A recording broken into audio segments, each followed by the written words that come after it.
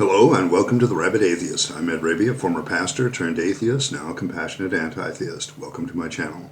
Feel free to like or dislike the video as you see fit, so feel free to hit those buttons. Feel free to comment below, and I would appreciate it if you subscribe to the channel and hit your notification bell for more content as it is released. You're also free to share my videos as much as you like, because the purpose of this channel is educational in regards to atheist and deconversion issues and any other issues related to those issues. A hearty shout out to the Rabyd Nation. Join the nation by hitting that subscribe button, and if you want to become a paying citizen of the Rabyd Nation and further support the channel in a more tangible way with all the rights and privileges thereof, hit that join button and your membership options will be presented to you.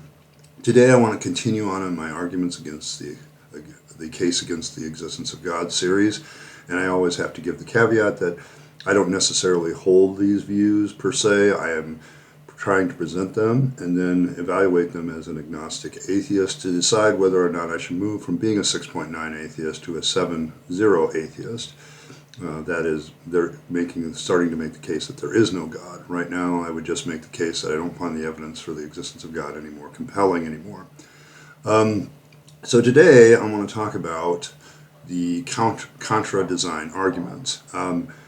You would have to understand the basics of the argument from design that the complexity of the universe necessitates a designer, therefore, there is a designer, is the basics of the design argument. There are a few arguments that are called contra-design, which means that there are certain questions that this design argument brings up that seem to actually speak against the existence of God. And one of the first ideas that comes out of Hawking's, Stephen Hawking had this in one of his books. Well, if the complexity of the universe makes it reasonable to ask the question, who designed the universe, then whoever was also the creator of that universe would also be equally, if not more, complex. And so it would be just as reasonable to ask, well, who created the designer? Okay, and at this point, you ask the idea of design comes into question. Okay, if you're going to say, okay, if theists are going to say this is a complex universe, the complexity requires somebody to design it, then who designed the designer becomes a big question. Okay, who created the designer? Now, at some point, your average theist will go, well, no, my God isn't designed, he's always existed. And so that, in a sense, forms, well, on what basis do you say that if they're complex? In other words, it points out the inconsistency of saying complexity requires a designer, and then you get a designer who is complex, and then all of a sudden you want a special plead and say, well, in this particular case, this design, well, on what basis do you make that argument that the designer isn't designed? Okay, on what, if this designer, who or whatever it is as complex as the universe that they designed, then why wouldn't they also have a designer if complex design requires a designer? Okay, in other words, it catches the design argument in this logical fallacy and basically kind of attacks the design argument. When it comes through, well, if we get rid of the designer, do we have an alternative explanation? And the answer is yes.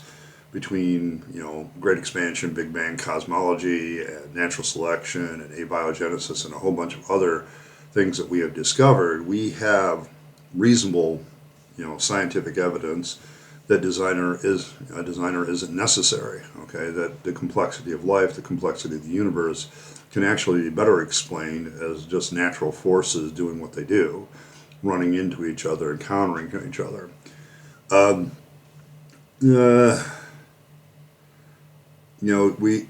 This contra-design arguments, the various things that are needed, we simply don't, we can't simply assume complexity. Okay, the problem with the argument from design is that it assumes complexity has always existed, and therefore, it requires a designer. And so the assumption itself that complexity has always existed is probably also a pretty bad assumption. Perhaps things were simpler and they've gotten more complex.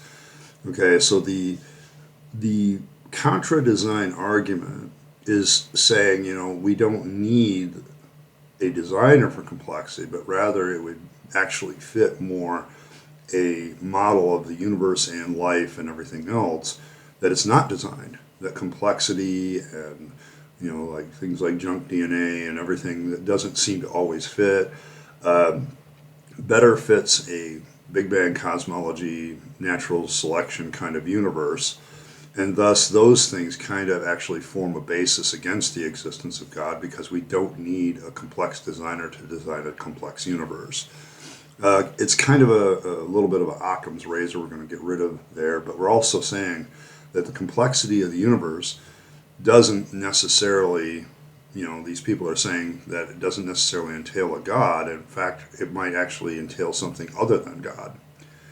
Who designed God? Who made God becomes the big question. All right, evaluation. I think this does kind of bring up the problems with the design argument and puts them on steroids. There's a reason why I don't accept the argument from design, but even if you postulate a designer, from my perspective, who created a designer is a reasonable question to ask.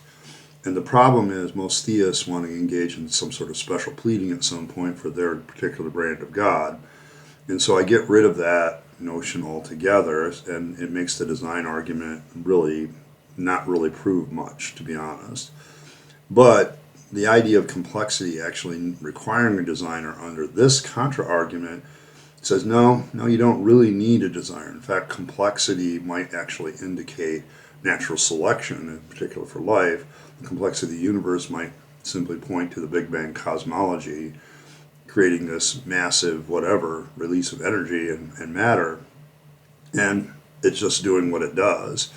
We also don't know whether or not the universe has always existed. There's a pretty good bet that it has.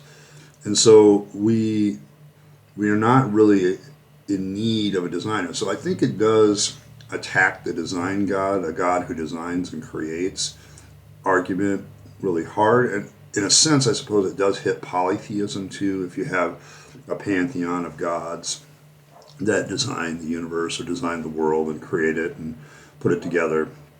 And some polytheistic pantheons can get past this by saying that the gods that did this were also children of other gods who were children of other gods, and so forth and so forth.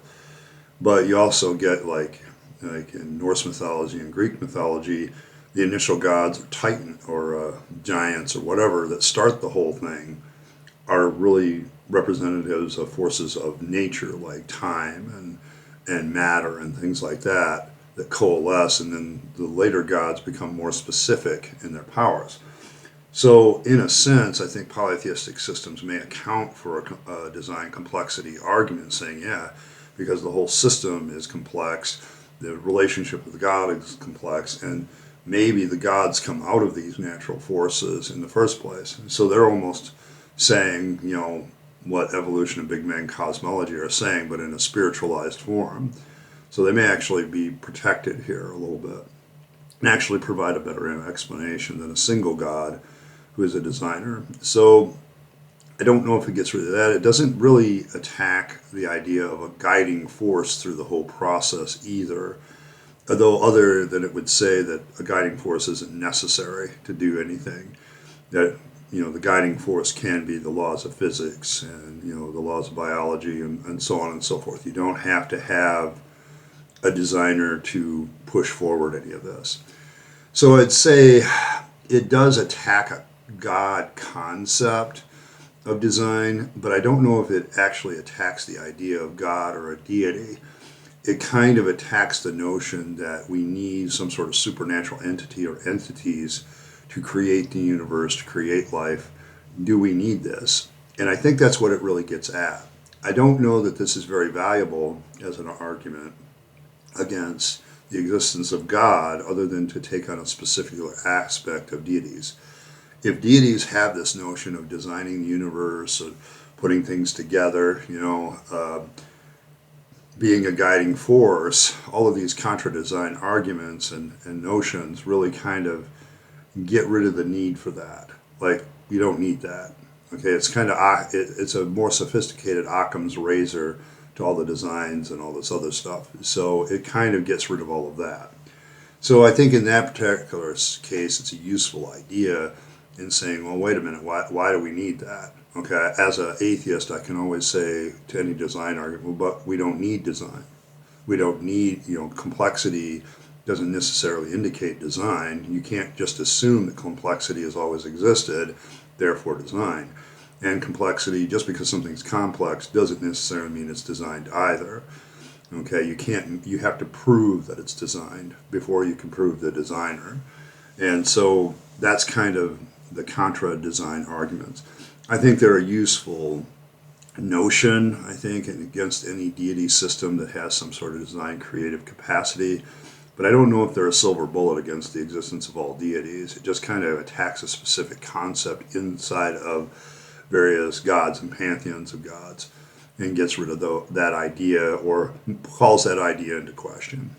And that's probably its only usefulness. Well, I'd be interested if I missed something in the argument in the comments, let me know. If I didn't present it quite right, let me know. I'm going through these just for my own personal evaluation. I figured you guys would come along for the ride. So I think, this series has kind of opened my eyes to a lot of things and made me realize that there's a lot more arguments against the existence of God and ideas against the existence of God than there is for it. And so that kind of makes it very, very interesting at this point in the series. But I hope you've enjoyed it so far. But leave me any thoughts in the comments. I'm always interested in your comments on this particular series. It's a very interesting one, in my humble opinion, as I continue to express, can I move from a 6.9 to a 7.0 atheist? We'll see if that happens. Thanks once again for stopping by. I appreciate every like, share, and subscribe. You guys have been awesome these last few months. So, the channel hasn't been actually online very long, and we're already pushing the watch hours pretty hard. So thank you very much. I appreciate that. Subscriber count is going up. Thank you very much for that. Appreciate it all. Continue to do what you do. And as always, remember to live your best life. You only get one go around, and then it's over. Make sure you take all the opportunities for your time, your talent, and your money, and put them into things that actually benefit your other loved ones, the people you love, yourself, and this world that we live in. And don't waste them on the trappings of religion and faith, because that is a dead end, and I speak from experience. Once again, thanks for stopping by, and I'll catch you next time.